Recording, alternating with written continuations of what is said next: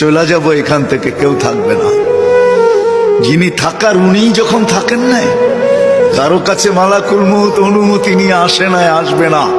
শুধু একজন মুহাম্মদুর রাসূলুল্লাহ সাল্লাল্লাহু আলাইহি ওয়াসাল্লামের কাছে মালাকুল মউত যখন আসছেন, তো আল্লাহ বলছে বন্ধুর কাছে অনুমতি নিয়ে ঢুকবে। অনুমতি দিলে ঢুকবে, নাইলে ফিরে আসবে।